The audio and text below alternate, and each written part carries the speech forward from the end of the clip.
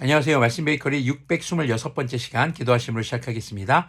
거룩하신 주님 감사합니다. 주님의 말씀을 묵상합니다. 성령님께서 말씀에 조명이 되어 주시옵소서. 우리 주 예수 그리스도님의 이름으로 기도합니다. 아멘.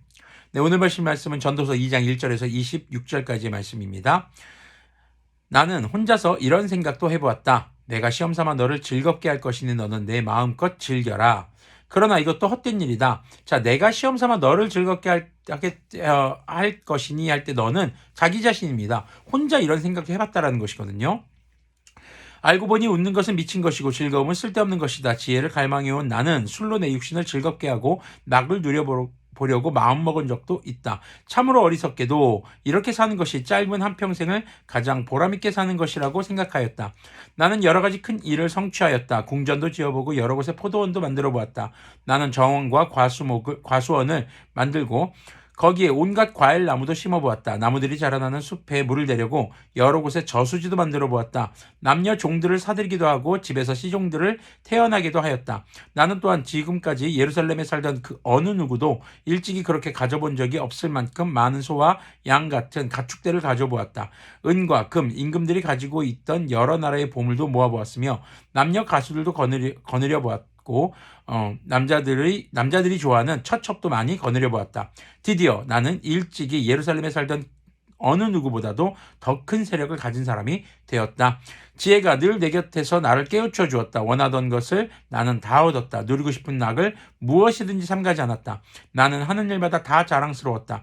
이것은 내가 수고하여 얻은 나의 몫인 셈이었다. 그러나 내 손으로 성취한 모든 일과 이루려고 애쓴 나의 수고를 돌이켜보니 참으로 세상 모든 것이 헛되고 바람을 잡으려는 것과 같고 아무런 보람도 없는 것이다. 임금 자리를 이어받을 사람이 무엇을 할 수 있는가? 기껏해야 앞서 다스리던 왕이 이미 하던 일 뿐이다. 자, 지금 이 전도자 바로 솔로몬은요, 정말 그 시대에서 최고의 것을 다 누렸었죠. 특히 이 부분요, 쾌락에 대해서 쾌락을 누려봤던 자신에 대해서 이야기합니다. 극도의 어떤 자기중심적인 쾌락과 욕망에 사로잡히는 것이 무의미하다는 것을 지금 느낀 그런 이 전도자의 솔로몬의 모습이라고 볼 수 있겠죠. 자, 이런 모습들은요, 이 거지 나사로의 삶을 좀 부자와 거지 나사로의 삶을 좀 비교해 보면서 생각해 볼 수 있을 만한 그런 내용이 될 수 있겠습니다.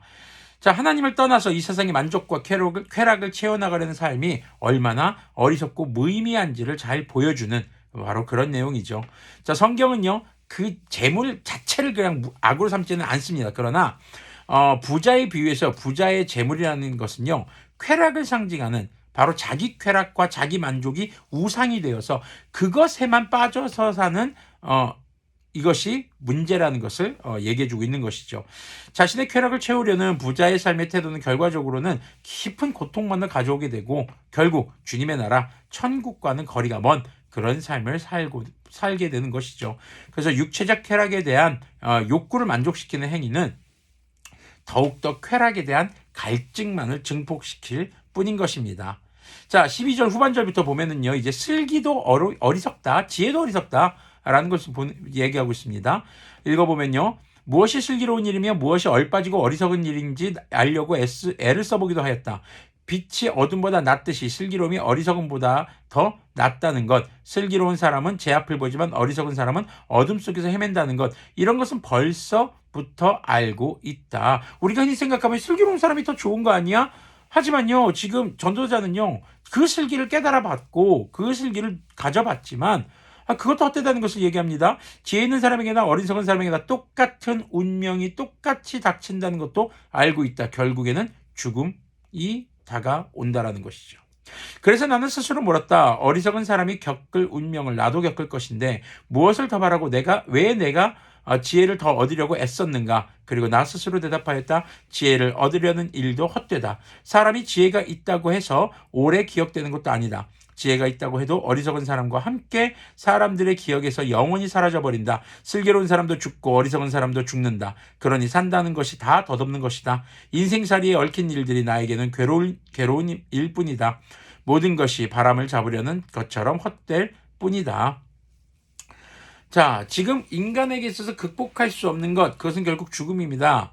지혜도 가져보고 해봤지만 지혜 있는 자나 어리석은 자나 슬기로운 자나 우둔한 자나 결과적으로는 죽음을 피할 수 없다라는 것입니다.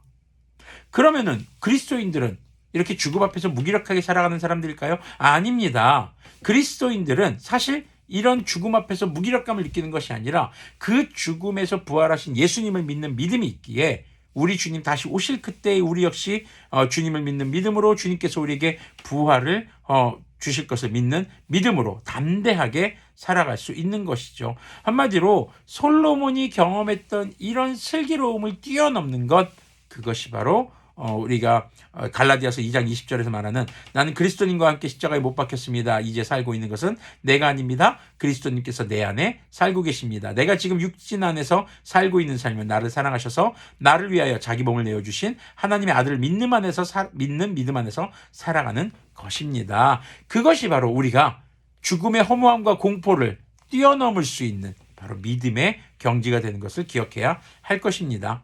바로 예수 그리스도님을 믿는 것, 예수 그리스도님을 의지하는 것, 그것이 진정한 승리를 아는 길인 것이죠. 18절을 계속 보면요. 세상에서 내가 수고하여 이루어 놓은 모든 것을 내 뒤에 올 사람에게 물려줄 일을 생각하면 억울하기 그지없다. 뒤에 올 그 사람이 슬기로운 사람일지 어리석은 사람일지 누가 한단 말인가? 그러면서도 세상에서 내가 수고를 마다하지 않고 지혜를 다해서 이루어 놓은 모든 것을 그에게 물려주어서 맡겨야 하다니 이 수고도 헛되다. 내가 정말 열심히 읽어놓은 것을 내 뒤에 온 사람이 어리석은 사람에서 다 없애버리면 이것처럼 허무한 게 어디 있겠냐라는 것이죠.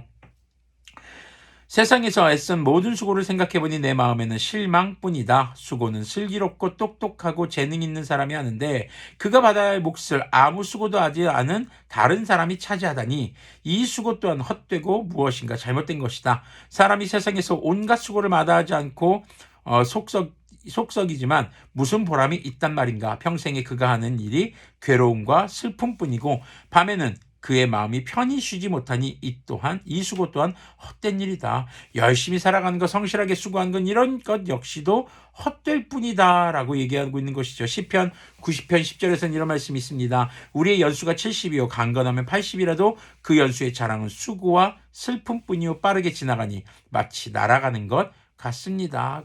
아무리 노력하고 애쓰는 삶이라도 그저 순식간에 호로록 지나가 버린다는 것을 이야기해주고 있는 것이죠.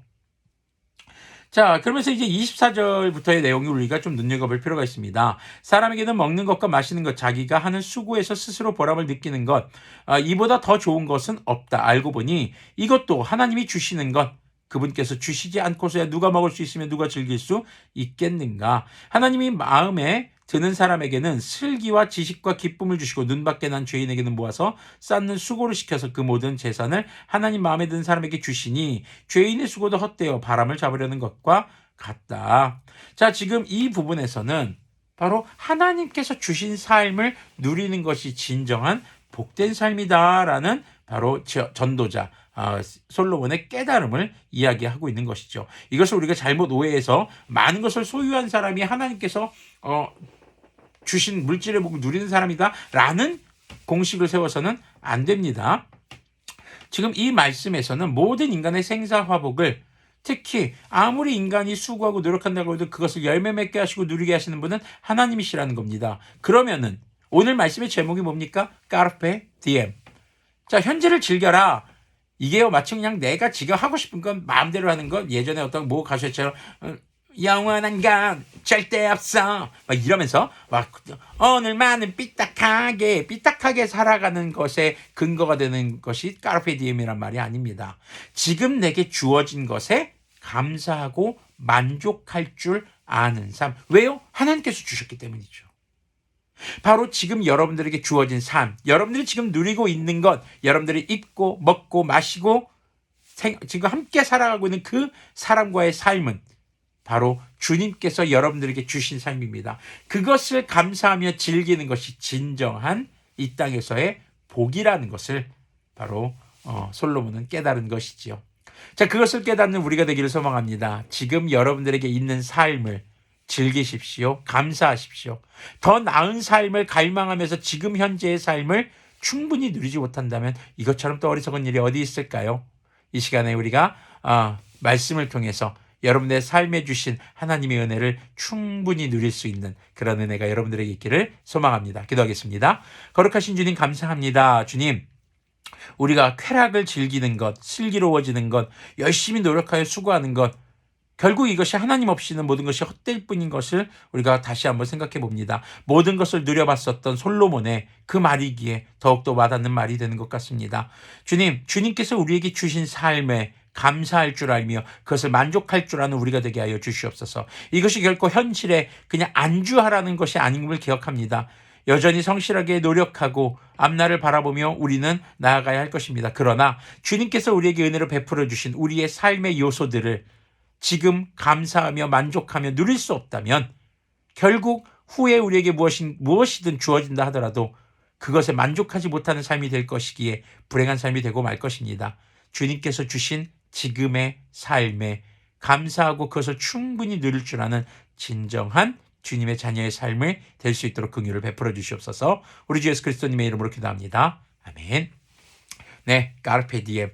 여러분들의 삶에 지금 주신 주님의 은혜를 감사함과 기쁨으로 충분히 누리시며 그렇게 행복한 오늘이 되시기를 소망합니다. 행복하기도 바쁜 세상입니다. 슬퍼할 여유 따위는 없습니다.